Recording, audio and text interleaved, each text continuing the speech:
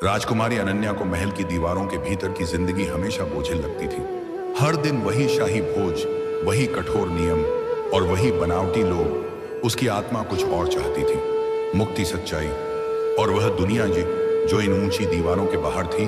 एक दिन राजकुमारी ने अपनी सखियों के साथ जंगल की सैर पर जाने की जिद की। राजा बालवीर ने पहले मना किया, लेकिन फिर उसकी जिद के आगे झुकते हुए एक बड़ा सैनिक दल उसके साथ भेज दिया।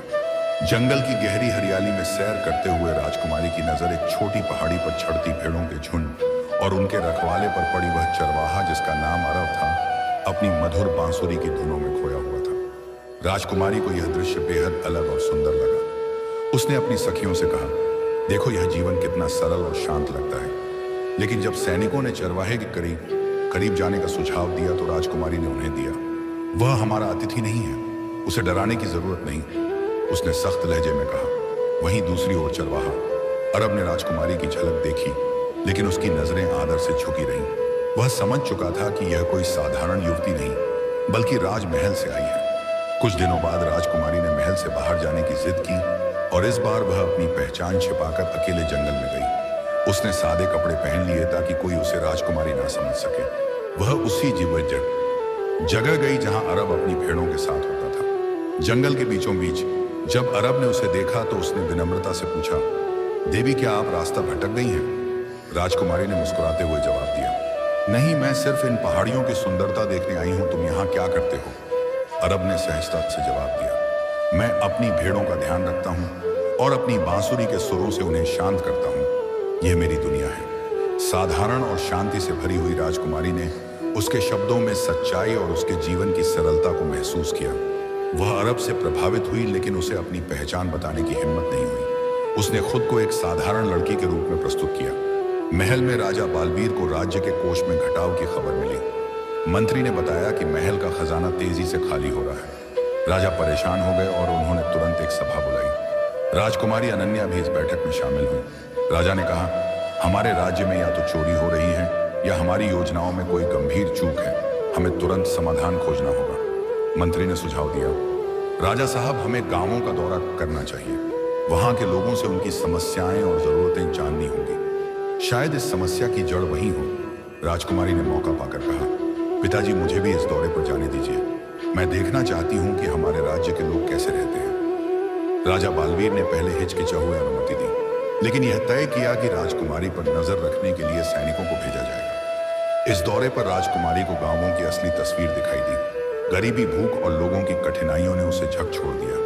वहीं उसने अरब को फिर से देखा, जो एक गांव के बच्चों को पढ़ा रहा था। उसकी सादगी और दूसरों के लिए करुणा ने उसे और अधिक प्रभावित किया।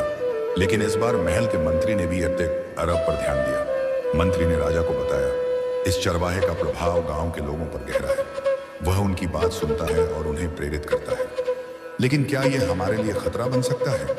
राजा ने गहराई से सोचते हुए कहा, अगर कोई हमारे राज्य की एकता को चुनौती दे रहा है तो उसे रोकना होगा। हमें यह चरवाहा कौन है और उसकी मंशा क्या है जानना होगा। जंगल के उसी शांत कोने में राजकुमारी अनन्या ने अब अरब से बार बार मिलने का बहाना ढूंढ लिया।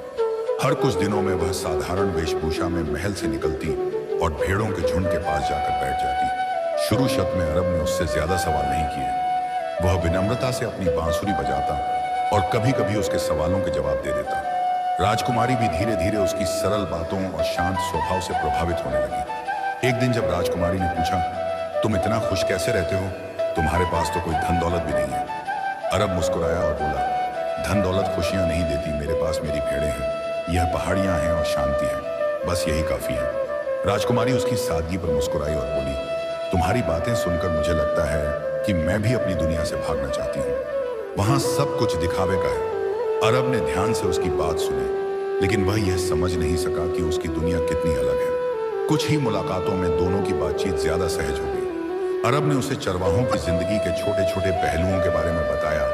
उसने राजकुमारी को अपनी भेड़ों के नाम भी बताने शुरू कर दिए और यह भी कि कैसे हर एक की आदतें अलग हैं। एक दिन उसने राजकुमारी को बांसुरी पकड़ाई और कहा, तुम भी इसे बजाने की कोशिश करो। राजकुमारी ने हंसते हुए कहा, मैं यह कभी नहीं कर पाऊंगी, कोशिश तो करो। अरब ने कहा। राजकुमारी ने बांसुरी बजाने की कोशिश की, लेकिन उससे सिर्फ एक अजीब सा सुर निकला। अरब ने हंसते हुए कहा, चलो तुमने कोशिश तो की, बस अभ्यास की जरूरत है। महल में राजा बालवीर अब राज्य के न्याय और प्रजा की स्थिति को लेकर चिंतित थे। मंत्री ने सुझाव दिया, हमारे खजाने में जो कमी आ रही है वह या तो किसी बड़े षड्यंत्र का हिस्सा है या हमारी व्यवस्था में कोई गंभीर गड़बड़ी है। हमें इसका हल ढूंढना होगा। राजा ने पूरे राज्य के गांवों का निरीक्षण करने का आदेश दिया। इसके लिए उन्होंने विशेष अधिकारी नियुक्त किए और कहा, हमें हर गांव के आंकड़े चाहिए। अगर कोई समस्या है तो हमें तुरंत समाधान करना होगा। राजकुमारी ने यह सब सुना, लेकिन उसका ध्यान जंगल की ओर ज्यादा रहता। वह हर बार बहाना बनाकर जंगल जाने की कोशिश करती। एक दिन जब राजकुमारी जंगल पहुंची तो अरब ने उससे कहा, तुम हर बार यहाँ क्यों आती हो? तुम्हारी अपनी कोई दुनिया नहीं है? राजकुमारी ने जवाब दिया, मेरी दुनिया बहुत जटिल है, यहाँ आकर मुझे सुकून मिलता है। अरब ने धीरे से कहा, हर किसी को अपनी दुनिया का सामना करना चाहिए, भागने से सुकून नहीं मिलता। राजा उसकी बातों में खो गई। उसने सोचा कि यह साधारण चरवाहा कितनी बड़ी बड़ी बातें कर सकता है। महल में राजा ने अपनी जांच तेज कर दी। उन्होंने गुप्तचरों को भेजकर यह पता लगाने का आदेश दिया कि खजाने में कमी का असली कारण क्या है। इस बीच मंत्री ने एक और बड़ी समस्या की ओर ध्यान दिलाया। गांवों में एक नया नाम उभर रहा है। अरब नाम के चरवाहे का लोग उसकी बातें सुनते हैं और उसकी सराहना करते हैं। हमें यह देखना होगा कि क्या हमारी सत्ता के लिए खतरा बन सकता है। राजा ने आदेश दिया, इस चरवाहे की हर गतिविधि पर नजर रखी जाए, लेकिन ध्यान रहे उसे यह एहसास ना हो कि हम उसकी जांच कर रहे हैं। राजकुमारी और अरब की दोस्ती गहरा जा रही थी। अरब अब राजकुमारी को अपने दोस्तों के बारे में बताने लगा और उसे गांव के छोटे त्योहारों की कहानियां सुनाने लगा। लेकिन अरब अभी भी नहीं जानता था कि वह जिससे बात कर रहा है वह कोई साधारण लड़की नहीं, बल्कि पूरे राज्य की राजकुमारी है। इधर महल में राजा बालवीर की चिंता और बढ़ती जा रही थी। खजाने की कमी, गांवों में बढ़ती असंतोष की खबरें और अब इस नए चरवाहे की बातें, यह सब मिलकर किसी बड़े तूफान की आहट दे रहे थे। जंगल की ओर जाते हुए राजकुमारी अनन्या ने एक बार फिर साधारण ग्रामीण वेशभूषा धारण की। वह हल्के भूरे रंग की साड़ी पहने, सिर पर एक साधारण कपड़ा लपेटे और पैरों में सादे चप्पल पहने निकली। उसकी ही पहचान इस साधारण वेशभूषा के नीचे पूरी तरह छिप गई थी। राजा बालवीर ने उसकी सुरक्षा के लिए सैनिकों को पीछे लगाया था, लेकिन राजकुमारी के चतुराई से साधारण ग्रामीण लड़की जैसा व्यवहार करने के कारण सैनिक उसे पहचान नहीं पा रहे थे। वह जंगल में अरब से मिलने के लिए आसानी से निकल गई। जैसे ही वह अरब के पास पहुंची, अरब भेड़ों के झुंड के साथ बैठा बांसुरी बजा रहा था। उसकी बांसुरी की धुन हमेशा की तरह मधुर और शांति देने वाली थी। राजकुमारी ने उसे देखकर मुस्कुराते हुए कहा, तुम्हारी बांसुरी हर बार मुझे यहाँ खींच लाती है। अरब ने मुस्कुराते हुए जवाब दिया, और तुम्हारी जिज्ञासा हर बार तुम्हें यहाँ ले आती है। आज तुम्हारा चेहरा पहले से ज्यादा खुश लग रहा है। क्या हुआ? राजकुमारी ने मुस्कुराते हुए कहा, कुछ खास नहीं, बस मैं तुमसे कुछ नई कहानियां सुनना चाहती हूँ। अरब ने उसे एक बड़ी चट्टान पर बैठने का इशारा किया और कहा, ठीक है, लेकिन पहले मुझे यह बताओ तुम कौन हो? तुम्हारे सवाल और बात किसी साधारण गांव की लड़की की तरह नहीं लगती। राजकुमारी ने हंसते हुए कहा, मैं बस एक जिज्ञासु लड़की हूं जो दुनिया को समझना चाहती है। और तुम कौन हो? तुम्हारे पास इतनी सादगी में भी इतनी समझदारी कहां से आई? अरब ने सरलता से जवाब दिया, जब तुम्हारे पास खोने को कुछ ना हो तो तुम हर चीज को गहराई से देखना सीखते हो। जीवन मुझे सिखाता है। बस इस दौरान राजा के सैनिक जंगल में इधर उधर गश्त लगा रहे थे। वे दूर से राजकुमार को देख सकते थे, लेकिन साधारण वेशभूषा और उसकी बदली हुई चाल ढाल के कारण वे उसे पहचान नहीं सके। यह तो किसी गांव की साधारण लड़की लगती है। राजकुमारी नहीं हो सकती, एक सैनिक ने दूसरे से कहा। हाँ, राजकुमारी तो हमेशा शाही पोशाक में होती हैं। यह औरत तो साधारण सी दिखती है, दूसरे ने जवाब दिया।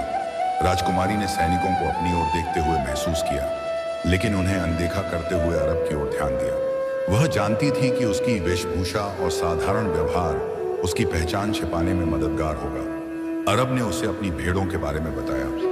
यह भेड़ें मेरी दुनिया है, हर एक की अपनी खासियत है। देखो, वह जो सफेद भेड़ है वह हमेशा झुंड से अलग चलती है, और वह काली भेड़ बहुत सबसे समझदार है। राजकुमारी ने भेड़ों की ओर देखते हुए कहा, तुम्हारी जिंदगी कितनी सरल और सुखद लगती है। मैं सोचती हूँ कि कभी कभी मेरे पास भी ऐसा ही जीवन होता। अरब ने उसकी बात सुनकर कहा, जिंदगी कभी आसान नहीं होती। चाहे तुम राजा हो या चरवाहा, बस संतोष ही सच्ची खुशी लाता है। महल में राजा बालवीर को प्रजा से जुड़ी नई समस्याओं की खबरें मिलने लगी। गांवों में असंतोष बढ़ रहा था और खजाने की कमी अब चिंता का विषय बन गई थी। मंत्री ने राजा से कहा, हमारे पास ज्यादा समय नहीं है। अगर हमने जल्द समाधान नहीं निकाला तो प्रजा का भरोसा टूट सकता है। राजा ने एक बार फिर अपनी जांच बढ़ाने के आदेश दिए। उन्होंने कहा, हर गांव का निरीक्षण किया जाए और यह पता लगाया जाए कि खजाने में यह कमी कैसे आ रही है। जंगल में राजकुमारी और अरब की मुलाकातें बढ़ती जा रही थीं। उनकी दोस्ती अब और गहरी होने लगी थी। लेकिन अरब अब भी नहीं जानता था कि वह जिससे बातें कर रहा है वह कोई साधारण लड़की नहीं, बल्कि पूरे राज्य की राजकुमारी है। जंगल की मुलाकातों ने राजकुमारी अनन्या और अरब के बीच गहरी दोस्ती को जन्म दिया। हर मुलाकात में राजकुमारी अरब से नई बातें सीख और अपनी शाही जिंदगी की समस्याओं को कुछ देर के लिए भूल जाती। अरब की सादगी, उसके जीवन के प्रति संतोष और उसकी बांसुरी की धुनों ने राजकुमारी के दिल में एक नई भावना जगा दी थी, लेकिन वह इसे अभी तक पूरी तरह समझ नहीं पाई थी। एक दिन राजकुमारी ने अरब से पूछा, अगर तुम्हें राजा बनने का मौका मिले तो तुम क्या करोगे? अरब ने बांसुरी नीचे रखते हुए कहा, राजा बनने का सपना मैंने कभी नहीं देखा, लेकिन अगर मैं राजा होता तो मैं सबसे पहले यह सुनिश्चित करता कि हर व्यक्ति को भोजन, आश्रय और शिक्षा मिले। लेकिन मुझे लगता है मैं अपनी भेड़ों और इस जंगल के बिना अधूरा रहूंगा। राजकुमारी उसकी बातों में खो गई। उसने सोचा, इतनी साधारण जिंदगी जीने वाला इंसान भी इतना गहराई से सोच सकता है। काश मैं भी इस तरह सोच पाती। अरब ने उससे पूछा, तुम्हारी दुनिया कैसी है? क्या वहां सब खुश रहते हैं? राजकुमारी ने हल्की उदासी के साथ जवाब दिया, मेरी दुनिया में सब कुछ दिखावे का है। वहां लोग एक दूसरे को जानने के बजाय उनके पद और संपत्ति को महत्व देते हैं। अरब ने मुस्कुरा कर कहा, तो फिर तुम यहां क्यों आती हो? राजकुमारी ने उसकी आंखों में देखते हुए कहा, शायद इसलिए कि यहां मुझे सुकून मिलता है और तुम्हारे साथ बात करके मुझे ऐसा लगता है कि मैं खुद को थोड़ा और समझने लगी हूं। उनकी मुलाकातें अब ज्यादा लंबी होने लगी थीं। राजकुमारी और अरब के बीच एक अजीब सा खिंचाव महसूस होने लगा था। एक दिन जब सूरज ढल रहा था और जंगल की रोशनी सुनहरी हो गई थी, अरब ने अचानक कहा, तुम्हारी हंसी इस जंगल के हर फूल से ज्यादा खूबसूरत है। राजकुमारी थोड़ा चौंकी, लेकिन फिर मुस्कुरा दी। तुम्हारे शब्द हमेशा इतने खास क्यों लगते हैं? उसने पूछा। अरब ने जवाब दिया, शायद इसलिए कि तुम्हारे साथ बातें करना मेरी बांसुरी बजाने से भी ज्यादा सुकून देने वाला है। उनकी आंखें मिली और दोनों के बीच एक अनकही भावना ने जन्म लिया। महल में राजा बालवीर को गुप्तचरों से खबर मिली कि जंगल के पास एक साधारण ग्रामीण लड़की अक्सर जाती है, लेकिन यह लड़की कौन है यह अभी तक पता नहीं चल पाया। मंत्री ने राजा से कहा, हो सकता है कि यह कोई साधारण बात ना हो, हमें इसे गंभीरता से लेना चाहिए। एक शाम जब राजकुमारी अरब के पास पहुंची तो उसने देखा कि अरब किसी गहरी सोच में है। उसने पूछा, क्या हुआ, तुम इतने चुप क्यों हो? अरब ने कहा, मैं सोच रहा हूं कि अगर मैं तुमसे कभी ना मिल पाऊं तो क्या होगा। राजकुमारी चौकी, ऐसा क्यों सोच रहे हो? उसने पूछा। अरब ने धीरे से कहा, क्योंकि मुझे लगता है मैं तुम्हें पसंद करने लगा हूं। तुम्हारे बिना यह जंगल खाली लगने लगा है। राजकुमारी ने उसकी आंखों में देखा। उसकी सादगी और सच्चाई ने उसे गहराई तक छू लिया। उसने पहली बार अपने दिल की बात कही, अरब, मुझे भी ऐसा ही लगता है, लेकिन मेरी जिंदगी बहुत जटिल है। मैं तुम्हें यह सब अभी नहीं समझा सकती। अरब ने मुस्कुराते हुए कहा, तुम्हारी सच्चाई मेरे लिए काफी है। मैं इंतजार कर सकता हूं। राजकुमारी और अरब का प्यार अब गहराने लगा था, लेकिन राजकुमारी की पहचान अभी भी छिपी थी। राजा के गुप्तचर उनकी हरकतों पर नजर रखने लगे थे। जंगल की सुनहरी शाम में राजकुमारी अनन्या और अरब एक चट्टान के पास बैठे थे। आसमान नारंगी रंग से रंगा हुआ था और अरब की बांसुरी की धुन चारों ओर गूंज रही थी। राजकुमारी की आंखें दूर पहाड़ियों पर टिकी थीं, लेकिन उसका ध्यान अरब पर था। उसने कुछ देर चुप रहने के बाद कहा, अरब, तुम्हारे साथ रहकर मुझे ऐसा लगता है कि मैं अपनी असली पहचान खोज रही हूं। मैं नहीं जानती यह कैसा एहसास है, लेकिन यह मुझे बार बार तुम्हारे पास खींच लाता है। अरब ने बांसुरी नीचे रख दी और उसकी ओर देखते हुए कहा, मैं भी कुछ दिनों से यही महसूस कर रहा। तुम्हारी मौजूदगी ने मेरी साधारण दुनिया में रंग भर दिए हैं। मैं तुम्हारे बिना अब इस जंगल की कल्पना नहीं कर सकता। दोनों की आंखें मिली और उनके बीच का मौन सब कुछ कह गया। क्या यह प्यार है? अरब, राजकुमारी ने धीरे से पूछा। शायद, अरब ने मुस्कुराते हुए कहा, अगर प्यार वही है जिसमें तुम्हारे बिना जीने का ख्याल भी मुश्किल लगे। राजकुमारी ने उसकी बात सुनकर अपना हाथ उसकी ओर बढ़ाया। अरब ने उसका हाथ थाम लिया। यह उनका प्रेम का पहला स्वीकार था, जो शब्दों से ज्यादा उनकी आंखों और भावनाओं में झलक रहा था। इधर राजा बालवीर ने राज्य के ग्रामीण इलाकों में खजाने की कमी को पूरा करने के लिए नए कर लगाने का आदेश दे दिया। मंत्री ने सुझाव दिया, ग्रामीण पहले ही परेशान है। अगर हमने ज्यादा कर वसूली की तो विद्रोह की संभावना बढ़ सकती है। लेकिन राजा ने गुस्से में कहा, अगर प्रजा विद्रोह करती है तो हमारी सेना उसे कुचल देगी। राज्य का खजाना खाली हो रहा है और इसे भरने के लिए हर संभव कदम उठाया जाएगा। ग्रामीणों पर सख्ती बढ़ा दी गई। कर वसूली के नाम पर सैनिक गांवों में जबरदस्ती घुसकर अनाज, मवेशी और धन ले जाने लगे। गरीब किसान जो पहले ही सूखे और कठिनाइयों से जूझ रहे थे, अब इस नए अत्याचार से और टूटने लगे। अरब जब राजकुमारी से मिलकर अपने गांव लौटा तो उसने देखा कि सैनिक गांव में लूटपाट मचा रहे थे। एक बूढ़ा किसान जिसकी एकमात्र भैंस सैनिक छीन कर ले जा रहे थे, चीख रहा था, यह मेरी जिंदगी है, इसे मत ले जाओ। अरब ने आगे बढ़कर सैनिकों से कहा, आप यह अन्याय क्यों कर रहे हैं? क्या राजा को यह सब पता है? सैनिकों ने अरब को धक्का देते हुए कहा, राजा के आदेश का पालन करना हमारा कर्तव्य है। अगर ज्यादा बोलोगे तो तुम्हें भी सजा मिलेगी। अरब ने अपनी आंखों में आक्रोश ली, देखा लेकिन उसने कुछ नहीं कहा। उसने सोचा, अगर ऐसा ही चलता रहा तो यह अन्याय बहुत दूर तक जाएगा। अगली मुलाकात में अरब ने राजकुमारी से गांव में हो रहे अत्याचार की बात की। राजा के सैनिक गरीबों से सब कुछ छीन रहे हैं, यह कब तक चलेगा? उसने पूछा। राजकुमारी ने गहरी सांस लेते हुए कहा, मुझे यह सब सुनकर दुख हो रहा है, लेकिन राजा को क्या पता नहीं होगा कि उसकी प्रजा कितनी तकलीफ में है? अरब ने गंभीर स्वर में कहा, अगर राजा को पता है और फिर भी वह कुछ नहीं कर रहा तो वह राजा कहलाने लायक नहीं है। एक सच्चा राजा अपनी प्रजा का ख्याल रखता है, ना कि उन पर अत्याचार करता है। राजकुमारी का दिल भारी हो गया। वह जानती थी कि राजा बालवीर उसके पिता हैं, और यह सब सुनकर उसे अपने रिश्ते और कर्तव्य के बीच की खाई साफ दिखने लगी। अरब ने उसकी आंखों में देखते हुए कहा, अनन्या, तुम कौन हो? यह मेरे लिए मायने नहीं रखता, लेकिन मैं जानता हूं कि तुम्हारे पास एक शक्ति है। तुमसे उम्मीद है कि तुम इस अन्याय के खिलाफ कुछ करोगी। राजकुमारी ने अपना सिर झुकाकर कहा, अरब, मैं कुछ कर सकती हूं, लेकिन मेरे सच को जानने के बाद भी क्या तुम मुझे वैसे ही देख पाओगे? अरब ने उसके चेहरे को छूते हुए कहा, तुम्हारी सच्चाई कुछ भी हो, लेकिन मेरे लिए तुम वही रहोगी जिसने मेरे जीवन को बदल दिया। जंगल की एक शांत शाम में राजकुमारी अनन्या और अरब अपनी सामान्य जगह पर बैठे थे। सूरज ढल चुका था और हल्की चांदनी चारों ओर फैल गई थी। दोनों ने अपने दिल की बात साझा की थी और अब उनके बीच केवल सच प्यार का एहसास था, लेकिन उनकी इस गहरी बातचीत को छिपकर देख रहा था राजा का एक गुप्तचर। उसने तुरंत महल लौटकर राजा बालवीर को यह खबर दी। महल में गुप्तचर ने राजा से कहा, महाराज, आपकी बेटी राजकुमारी अनन्या जंगल में एक साधारण चरवाहे के साथ समय बिता रही हैं। वह अपने राजसी वेशभूषा में नहीं बल्कि ग्रामीण वेशभूषा में जाती है। वह चरवाहा अरब नाम का एक युवक है।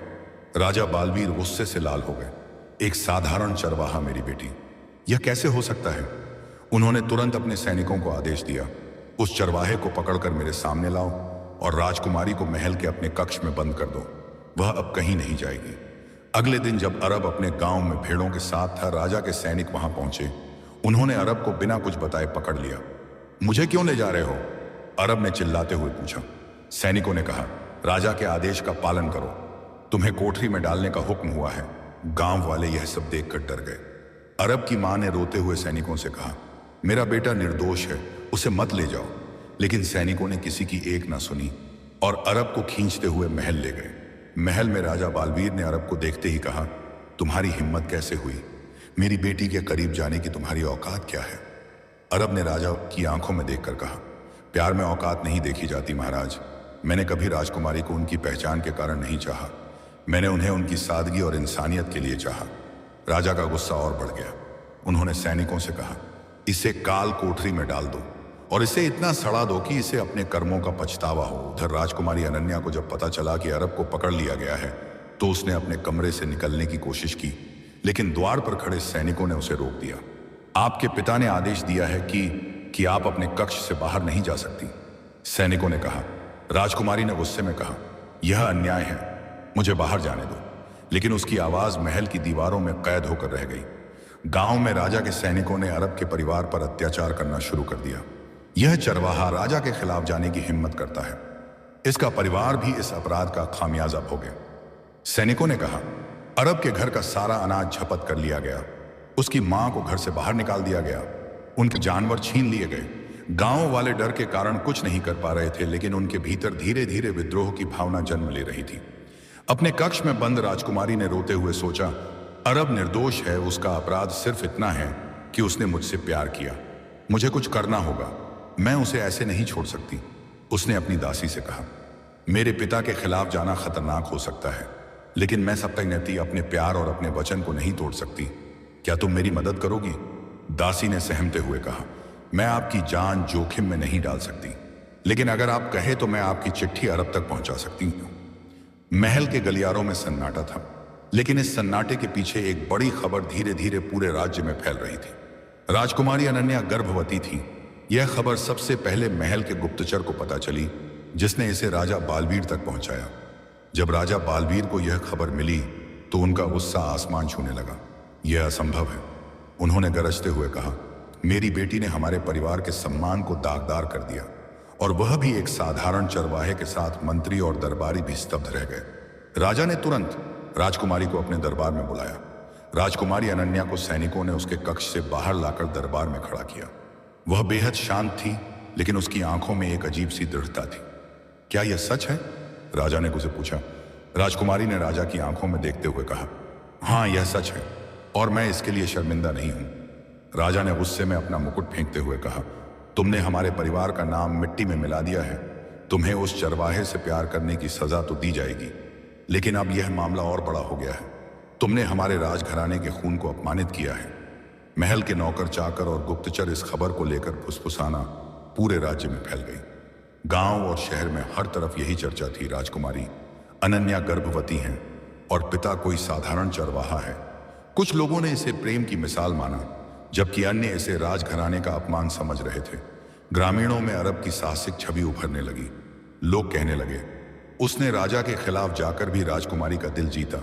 लेकिन राज्य के अभिजात वर्ग और दरबारियों में इस खबर से हड़कंप मच गया। राजा ने गुस्से में आदेश दिया, अरब के परिवार को और सताओ, उसके घर की जमीन छीन लो और गांव को सबक सिखाओ। कोई भी मेरे खिलाफ बोलने की हिम्मत ना करे। सैनिक अरब के गांव में गए और उसकी मां को घर से निकाल दिया। ग्रामीणों को धमकाया गया कि अगर उन्होंने अरब की मदद की तो उन्हें भी सजा दी जाएगी। राजकुमारी अनन्या ने अपने पिता से कहा, आप जितना भी क्रोध करें, मैं अपने प्यार से पीछे नहीं हटूंगा। यह बच्चा मेरे और अरब के प्यार का प्रतीक है। मैं इसे हर हाल में जन्म दूंगी। राजा बालवीर ने उसकी बात सुनकर और भी क्रोधित होते हुए कहा, मैं इसे सहन नहीं कर सकता। तुम्हें और तुम्हारे बच्चे को इस महल में कोई जगह नहीं है। लेकिन राजकुमारी ने शांत स्वर में कहा, मैं कहीं नहीं जाऊंगी। यह मेरा भी घर है, और इस बच्चे को आप चाहे या ना चाहे, यह मेरे जीवन का हिस्सा रहेगा। काल कोठरी में बंद अरब को इस खबर का पता तब चला जब एक गुप्त रूप से मिलने आए। ग्रामीण ने उसे बताया, अरब राजकुमारी गर्भवती है। यह खबर पूरे राज्य में फैल गई है। अरब के चेहरे पर आश्चर्य और चिंता दोनों साफ झलक रहे थे। उसने सोचा, यह खबर राजकुमारी को कितनी मुश्किलों में डाल देगी। मुझे कुछ करना होगा। राजा बालवीर अपनी राजगद्दी पर चिंतित और क्रोधित बैठे थे। उनकी बेटी का प्रेम और उसके गर्भ की खबर ने उन्हें अपार अपमान का अनुभव कराया था। उनकी छवि और राजगद्दी पर संकट मंडरा रहा था। इसी तनावपूर्ण माहौल में एक साधु महल के द्वार पर आए। साधु की भूषा भव्य थी और उनकी उपस्थिति में एक गहरी शांति और आभा थी। सैनिक उन्हें पहचानते थे, क्योंकि वह राजा बालवीर के पुराने गुरुओं में से एक थे। सैनिकों ने तुरंत राजा को सूचित किया। साधु को देखकर राजा बालवीर तुरंत उठ खड़े हुए। गुरुदेव, आपके चरणों में प्रणाम। इतने वर्षों बाद आपके दर्शन हुए। कृपया बताइए, आज यहां आने का कारण क्या है? राजा ने विनम्रता से कहा। साधु ने राजा को आशीर्वाद देते हुए कहा, राजा बालवीर, मुझे तुम्हारी चिंता का समाचार मिला है। मैं जानता हूं कि तुम अपनी बेटी और उसकी परिस्थितियों को लेकर परेशान हो, इसलिए मैं यहां आया हूं। राजा ने अपनी कुंठा और गुस्से को व्यक्त करते हुए कहा, गुरुदेव, मेरी बेटी ने हमारे परिवार के सम्मान को मिट्टी में मिला दिया है। वह एक साधारण चरवाहे से प्रेम करती है और अब वह गर्भवती है। मैं इसे कैसे सहन कर सकता हूं?